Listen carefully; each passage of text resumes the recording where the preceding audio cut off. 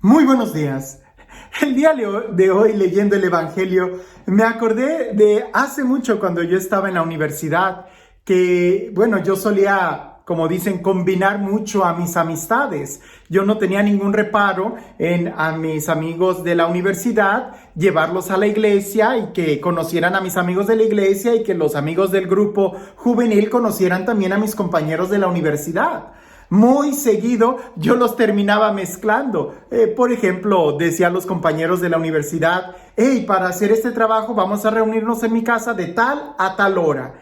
Y a los de la iglesia les decía de tal a tal hora. O sea, con unos terminaba a las 6 de la tarde y con nosotros comenzaba a las 6 de la tarde. Y usualmente se mezclaban entre ellos y se conocían. Bien, en una ocasión yo tuve, no sé si el descuido quizás, de a una compañera de la universidad, y es que para mí es muy clara la diferencia entre un compañero de trabajo, un compañero de estudios y un amigo. Amigo se cuentan con los dedos de la mano.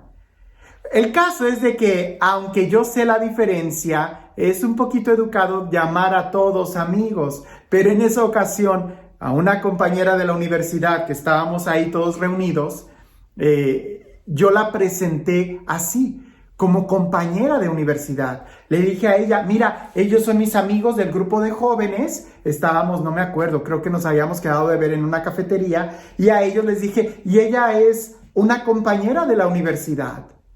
Y ya después ella estaba bien enojada y yo no entendía por qué. Hasta que una vez me dijo ella: pues nada más somos compañeros, no somos amigos. ¿Para qué quieres que estemos trabajando y no sé qué? Y fue cuando yo entendí, y yo estaba muy herida emocionalmente.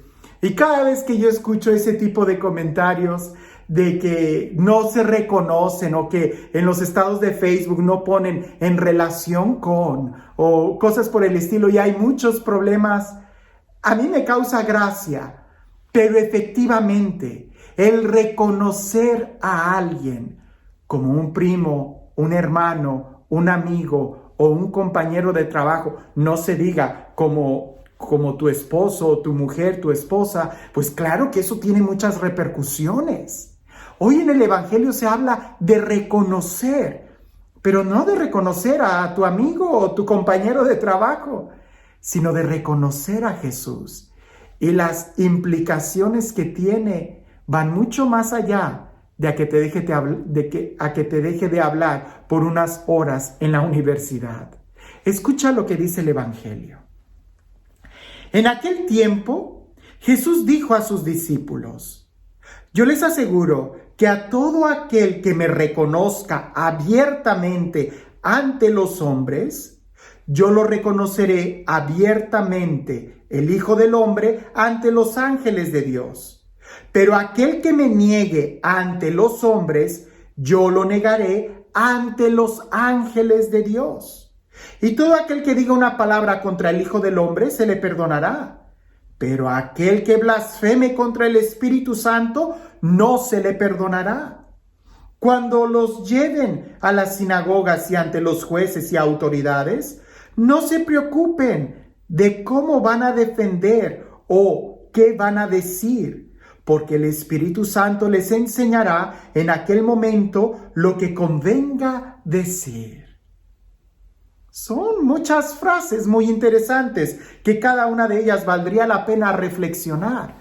Pero la primera, quedémonos con esta idea: reconocer. Porque reconocer tiene, podemos decir, dos movimientos. Hablo del primer movimiento entendiendo un poco la palabra reconocer. Y implica conocer y volver a conocer o identificar, reconocer. No puedes reconocer a alguien que no hayas conocido. Cuando ya conoces a alguien, te es fácil reconocerlo. Y no se trata solamente de reconocer a alguien exteriormente, sino de reconocerlo en tu interior. Así como aquella compañera de la universidad, para mí fue fácil, y quiero aclarar, después fuimos grandes amigos, pero al principio a mí se me hizo fácil simplemente presentarla como compañera. ¿Por qué? porque para ese momento no éramos amigos, éramos solamente compañeros. ¿Cómo la iba yo a reconocer como amiga cuando no éramos amigos? Lo mismo sucede con Jesús. Cuando tú no eres capaz de reconocerlo a Él como el Señor de tu vida, es porque sencillamente no lo has conocido. Cuando lo conoces como una estatua ahí en la iglesia, cuando solamente conoces a Jesús por oídas, pues es solamente así lo que vas a decir de Él. Pero cuando has tenido un encuentro personal con un Dios vivo, con un Dios que te ama, cuando has tenido precisamente esa experiencia de que Él es el Dios que camina contigo y que en Él existes y te mueves, es fácil reconocerlo. Y quiero hablar de estos dos movimientos. Un movimiento, pudiéramos decir, ser capaz de reconocer a Jesús en la presencia de tu hermano, en los hombres. Sí, que tú seas capaz de descubrir que Jesús está en aquel hermano, en el pequeño, en el herido, en el lastimado, en el enfermo. Que tú seas capaz de mover y dejar de mirar el exterior, herido o lleno de pecado o lleno de miserias, para que puedas reconocer en él la imagen y semejanza de Dios. Pero también el segundo movimiento no es solamente que tú lo reconozcas en el hermano, sino de que la gente reconozca a Jesús en ti y que cuando te vean parte de Jesús en ti, vean parte de su divinidad, vean parte de su espíritu, vean parte de su fuerza en ti. ¿Qué es lo que los demás ven en ti? ¿A un hombre de fe? ¿A un hombre que cree en Dios? ¿A un hombre lleno del Espíritu Santo? ¿O nada más ven a aquella mujer gritona, aquella mujer llena de tubos que se la pasa echando chisme? Entonces ahí va a ser difícil que puedan ver la presencia de Dios. Yo recuerdo, y ha sido todo un proceso de conversión en mi vida, lo que te comparto, en ningún momento lo comparto como si yo fuera un modelo. Por supuesto que no. Sigo confesándome, lo que implica que sigo cometiendo pecados, y Dios sabe que me duele y me esfuerzo en caminar a la santidad. Pero te comparto esto de mi vida. Cuando yo tuve mi encuentro con Dios de una manera abrazadora, que cambió totalmente mi vida, fue en la secundaria, lo que aquí es la middle school. Y cuando yo tuve ese encuentro con Dios tan fuerte, yo no paraba de anunciarlo ahí con mis compañeros de la secundaria. Solamente convencí a uno que me acompañara al grupo, solamente a uno. Cuando entré a la preparatoria cambié totalmente la estrategia. Yo ya no decía nada con las palabras, sino que más bien me esforzaba por vivir como un cristiano.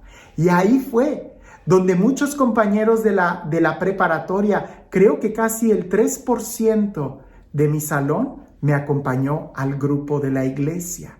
Algunos de ellos se hicieron seminaristas e incluso hay una compañera, amiga, que se hizo religiosa. Y todavía más cuando yo estaba en el grupo de la universidad y que todo el mundo estaba compartiendo sus proyectos. Cuando llegaron a mí me preguntaron, ¿y cuál es tu proyecto? Yo dije, quiero entrar al seminario. Y todo el mundo volteó a verme como bicho, raro, extrañados. Pero poco a poco, cuando fueron conociéndome, hubo quien me dijo, a ti se te notaba algo diferente. Sabíamos que tú tenías otro proyecto más grande, y eso a mí me llenó de mucho gusto, porque pude darme cuenta, como cuando a Pedro le decían, tu forma de hablar te delata, tú estuviste con Jesús. Y es que cuando uno está con Jesús, sencillamente se nota. Por eso, cuando tú reconoces a Jesús y lo reconoces desde el fondo de tu corazón y tu vida y los demás reconocen en ti la presencia de Dios, ten la seguridad que también Jesús en el cielo te va a reconocer como uno de los que le pertenecen. Así como cuando Dios le decía a Satanás refiriéndose a Job, ¿ya viste a mi hijo Job? Él me ama, él es fiel. Que lo mismo Dios, Jesús, diga de cada uno de nosotros, ya viste a mi hijo Everardo, a mi hija María, a mi hijo Juan, a mi hijo Pedro, ya viste a mis hijos, ellos me aman, se les nota que me aman. Ahora, Cuando llegue el momento de la persecución, el momento en que todo el mundo te pregunta, porque siguen las preguntas, ¿verdad? El por qué esto y el por qué aquello y el por qué la iglesia y el por qué el papa y que esto y que aquello. No digas nada, que simplemente tu testimonio de vida sea el más fuerte para hablar. Por eso dice, no te preocupes de qué es lo que tienes que decir. Es más, si no te vienen palabras, no digas nada. Que sea la elocuencia de tu testimonio de tu vida la que hable. Tú no necesitas dar argumentos de cómo ser felices. Cuando tú eres feliz, ese es el mejor argumento. Cuando tú tienes la presencia de Dios en tu corazón, ese es el mejor argumento para defenderte o para mostrar quién es Él. Ahora, sobre la blasfemia contra el Espíritu Santo, siempre que sucede este evangelio, lo digo una y otra vez y me preguntan lo mismo. ¿Cuál es ese pecado? ¿Cuál es la blasfemia contra el Espíritu Santo? Es sencillamente no abrirte a su acción, no confiar en el amor de Dios. Esa es la blasfemia. Cuando nosotros podemos decir, Dios nos crea, Jesús nos salva, pero blasfemar contra el Espíritu Santo va en contra de la santificación que Él hace en nosotros. Por eso, no es suficiente con que Dios te ame y te haya creado. Tampoco es suficiente con que Jesús haya redimido, te haya salvado, haya muerto en la cruz por ti.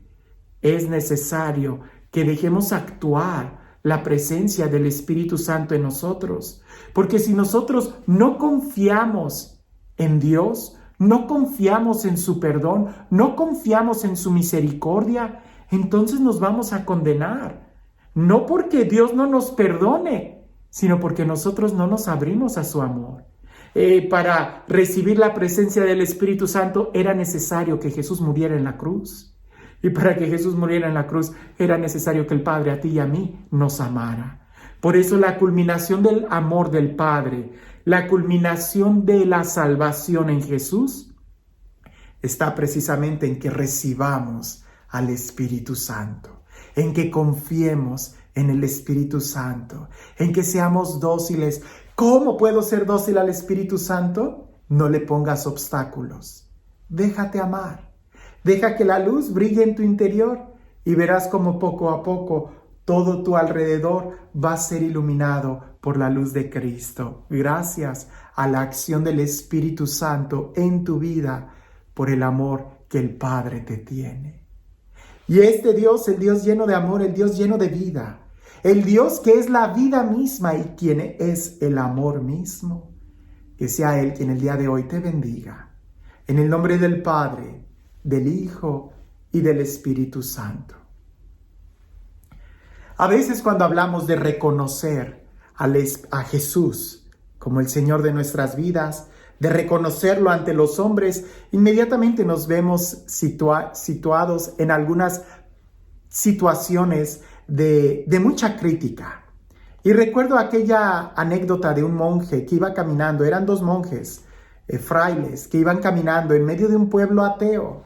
Y aquel pueblo ateo renacentista, y como le quieran llamar, estaban ofendiendo a aquellos monjes con muchas palabras y ofendiendo a la iglesia y ofendiendo a la Virgen María. Y aquellos monjes iban caminando. Cuando ya cruzaron el pueblo y llegaron a otro lugar, el monje más pequeño le pregunta al mayor: yo veo que tú no perdiste la paz, pero yo estoy lleno de coraje. ¿Cómo le hiciste? Y aquel monje le dijo: si alguien me entrega una carta y yo no la abro, no me va a afectar lo que está escrito en esa carta. Esa gente me lanzó muchas cartas, muchas frases, pero yo no abrí mi corazón para recibirlas. Por eso no me han afectado. La pregunta es, ¿a quién le estás abriendo tu corazón? ¿Quién es el que está llenando tu corazón? Querer satisfacer el pensamiento de los hombres es traicionero y terminará secándote. Pero si confías en Dios, Él te llenará de vida. Pues nadie que haya insultado las cataratas del Niágara ha reducido una gota del torrente que en ellas hay de agua pura. Nadie que haya ofendido a un verdadero cristiano ha reducido ni siquiera una gota de la gracia, la paz y el amor que hay en su corazón. Porque el torrente de vida que brota en su interior es mucho más grande que cualquier cosa que los demás de allá afuera puedan decir. ¿Qué tan grande es el torrente de amor que hay en tu corazón? ¿Qué tan fácil es para ti reconocer la presencia de Jesús en el hermano herido? Y mejor aún, ¿qué tan fácil es para los demás reconocer la presencia de Jesús en tu vida? Que tengas un excelente día.